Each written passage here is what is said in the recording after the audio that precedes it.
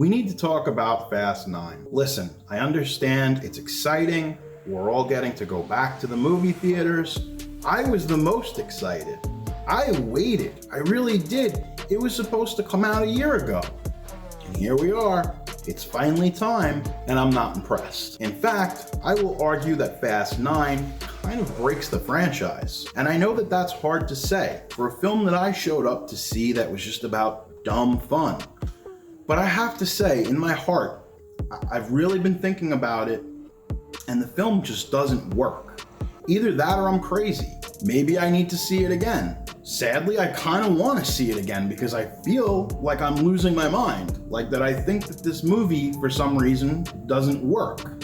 Maybe I'm wrong. I have to be honest though, spoilers ahead, okay? So right now, if you don't want to be spoiled, turn back. I'm a huge fan of the series. Been there since day one. Go back, listen to the Offering episode that's all about the Fast and the Furious. We did a 20th anniversary episode. I've been there through all the films, the good, the bad, the indifferent.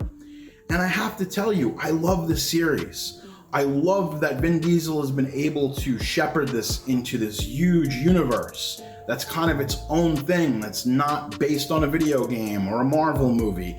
It's something unique. And I think that's why I'm so kind of harmed by the quality of Fast 9. A lot of the reviews that initially came out were kind of positive. They were like, it's a big, dumb, fun movie. And that's exactly what I signed up for. My biggest problem with the film is literally in the first 15 minutes, 10 minutes of the movie. There is no reason for any of these characters to go on this adventure. Like, basically what happens is Mr. Nobody, he gets stranded.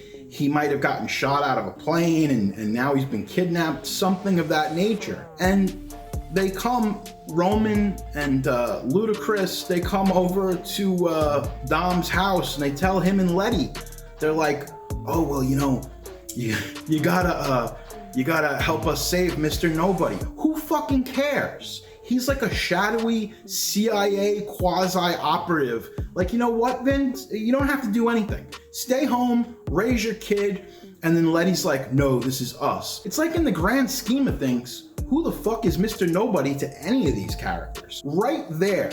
We've done a lot of dumb shit in these other movies, and I've rode with it. I've been ride or die. I've been like, okay, you know what? Let's do it. But for some reason, the intrinsic internal logic of Fast 9 is broken from that point on. It's very hard to recover. When we got to Hobbs and Shaw, we stepped in a much more science fiction direction, especially with the Idris Elba character. That's fine because Hobbs and Shaw is an offshoot. But now, I feel like this film was made for the biggest audience possible. It was co-financed by a Chinese company. They're swinging for the fences. They're looking for everybody. They want your grandma, they want the kids. A lot of this stuff just doesn't work. There's some flashback sequences, and those sequences essentially, they set up the beginning, the middle, and the end. Ostensibly what happens is you get to this part of the movie where you see Dominic and his crew while they're kids. So it becomes like this very like Flintstone Kids, Muppet Babies version of Fast and the Furious. But aside from that, I was always forgiving with the physics stuff. I knew that once we hit Furious 6 and Dom jumped over that bridge and caught Letty, I was like, all right, fuck physics, they don't work. But there was still some kind of internal logic to a lot of the stunts and things that were happening. This movie, there's really none of that. A lot of that is whatever very loose basis of physics that they had is completely out the window. Even just rudimentary things like there's a car chase with Ludacris, he's on a bridge and he's going up the bridge and the bridge is collapsing and it just doesn't, I mean, none of it makes any fucking sense.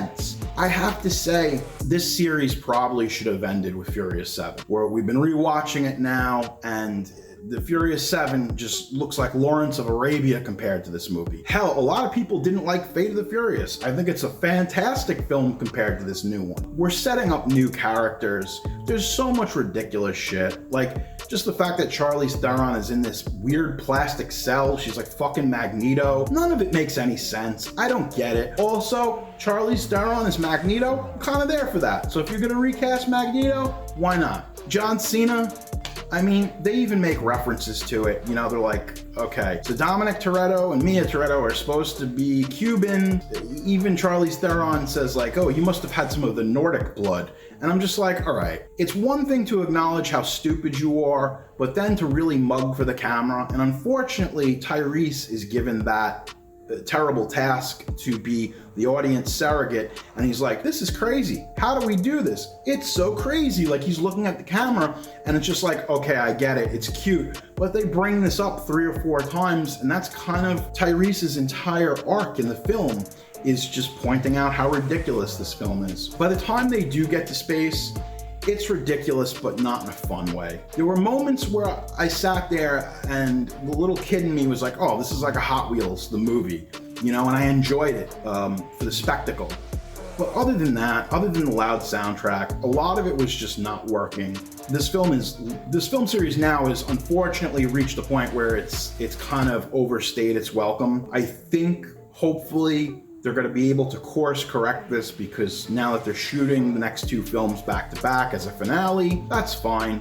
But really, there's no place to go. And what upset me most about this movie was just how lazy the MacGuffins, the plot devices, the writing, the ridiculousness of Mr. Nobody basically retconning everything that happens. No one's ever dead. Han comes back. How does he come back? It's completely improbable. But they did it. They're gonna bring back Gal Gadot. Wanna know why? Because she needs a fucking paycheck. Look, it doesn't matter, because the biggest problem with this entire franchise now is that nothing matters. Everybody knows karate. Nobody can die. What's the point? And you know, they were joking around about it because Universal owns the Jurassic World IP. They're like, oh, we're gonna put dinosaurs at Fast and the Furious. You know what? Fuck it. Bring in the dinosaurs, because you know what? That would at least be something. And for my money, Fast 9 has nothing going for it.